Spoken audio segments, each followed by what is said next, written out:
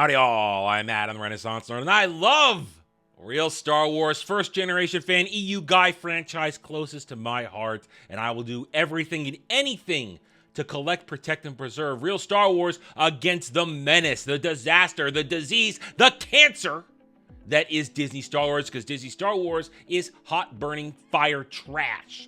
And let's be honest, it's failing right before our eyes. It has got nothing going on. The Acolyte proved they have no fan base. Skeleton Crew reinforced they have no fan base. And now they're crying about, oh, where is the Andor Season 2 trailer at the Super Bowl? Guess what? Disney didn't want to spend money. Didn't want to spend money on something they know is not going to make them any money because Andor sucks. It's just like every other piece of Disney Star Wars. It's not real. It's fake. I don't care if you think, oh, it's a Star Wars for adults. No, it's still trash. Plain and simple. We're not here to talk about any of that.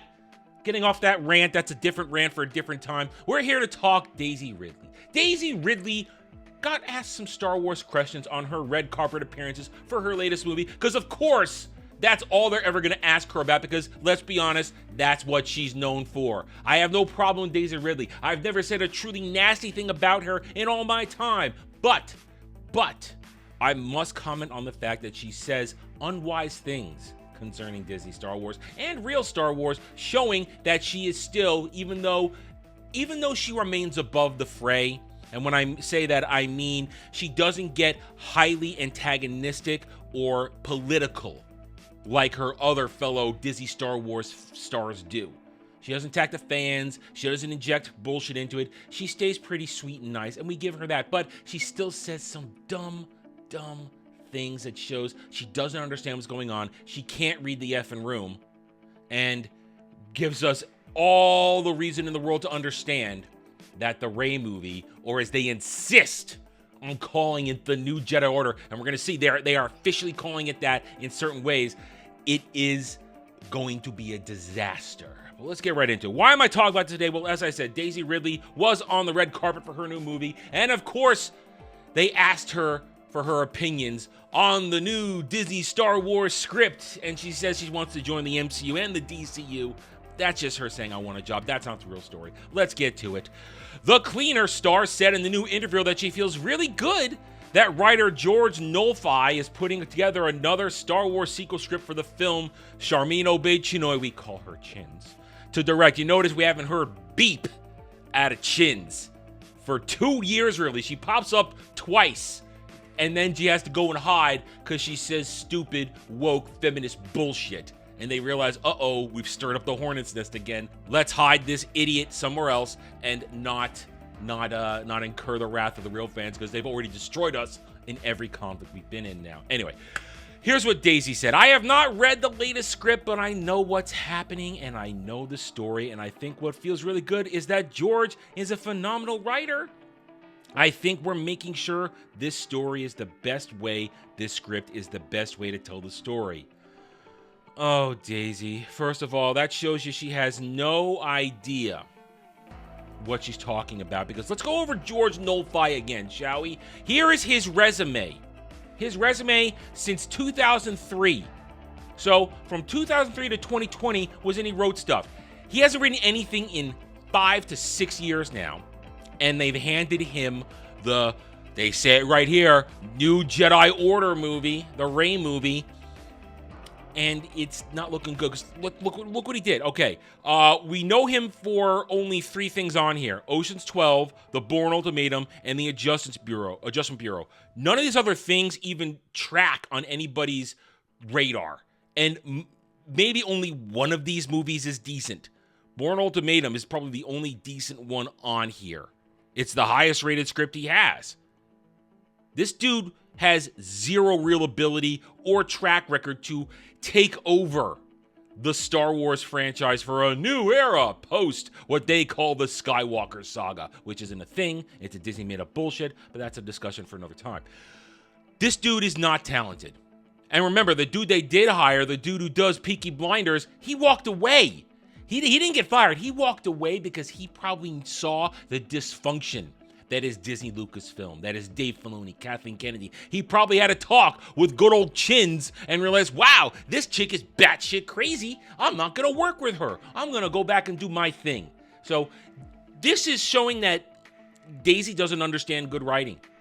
And if she's seen it, she doesn't realize this thing's probably a stinker. She also said this in response to it.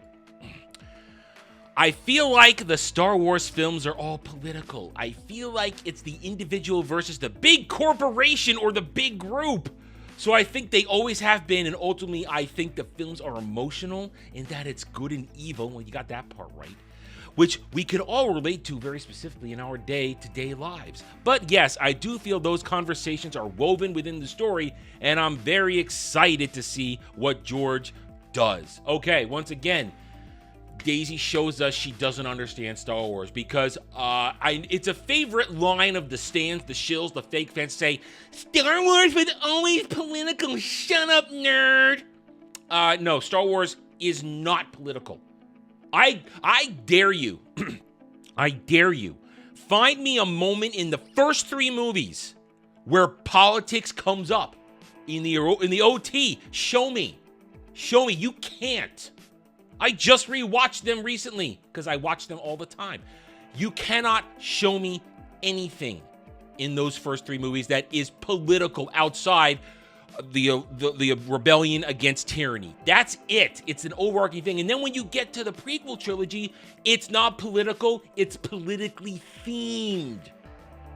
But these morons, and I'm not calling Daisy Ridley a moron, I'm saying the people that constantly call it political, they're ideologically driven. They must have everything that they believe in ideologically, usually commie Marxist bullshit, inserted into everything. So, they all want to say it's political because they see their bullshit in there when it's not there. And then they want to co-opt it, corrupt it to fit their narratives. Star Wars not political. So Daisy doesn't know what good writing is likely, and she doesn't understand really what Star Wars is, because let's be honest, she's only been involved in Disney Star Wars. Maybe if she had been a part of real Star Wars, she might get it, but she only knows what Disney Lucasfilm has made her do. But she said one other thing in all this. Talking to Screen Rant, I don't think it'll be the next thing I go into, that being the Rey movie, to production, because I'm supposed to be doing, oh no, that doesn't mean, it's not because I'm doing something next month, very excitingly. So it's not, this is gobbledygook. Jeez, what are you talking about? So, all right, in a sense, it's not going into production. It isn't going into production anytime soon because let's be honest, George, I probably have no talent to write Star Wars Nolfi. He's first starting the script now. He's been working on it, a month? We announced him taking over a month ago. He's going to go through the next probably 8 months rewriting it. This thing won't go into production until 2026, which means we're probably not going to see it until 2027. This movie is currently irrelevant and will remain irrelevant because they know they cannot lie from their internal numbers. They may spin it out here to the world, but their internal numbers tell them nobody wants the Rey movie. Nobody's asking for Rey Palpatine. Nobody cares about Rey Palpatine. People want real Star Wars. But they're not going to get it, unfortunately, because Disney has tripled down. Next year, we're going to get The Mandalorian and Grogu. And we get a whole bunch of lame bullshit in between. Oh, actually, no, the lame bullshit stops after Andor. After Andor, all you got are pathetic books and pathetic comics that nobody buys, that rot on shelves, and when you go to conventions, nobody shows up to the tables where the lame hack authors and artists sit. Disney Star Wars is a mess. The Rey movie is going to be a disaster. I will once again go on the record, it doesn't make more than $500 million odd dollars. Maybe $6 if the international bumps it up, but domestically, this thing is sunk. There is no interest, no thirst, no hunger, no love for Disney Star Wars, except for the morons that exist on social media, who pretend the stands, the clapping seals would go, yes, sir, throw dead fish in my face. But we'll be here to cover it all. I will cover it. I will rake it across the coals. I will roast it. And I'll enjoy every minute of it. It may be horrible, and I hate it, and I probably hate myself a little bit for it, but I will be here for your entertainment because somebody's got to do it. It might as well be me. So I guess for now, we are done. Thank you for watching this video. If you enjoyed it, a like would be very much appreciated. If you are new here, I invite you to subscribe to me right here on YouTube. I hope to earn your trust and support using facts and logic, because facts and logic do not care about Fake Fan Stan and SJW Fifis. Thank you again for watching. Take it easy. Thanks for watching, everyone. If you enjoyed the video, hit that like button, subscribe to the channel, check out my gaming channel at Renaissance Nerd Arcade, and follow me on X Twitter under @TheRedNerd. Thanks again for watching. Take it easy.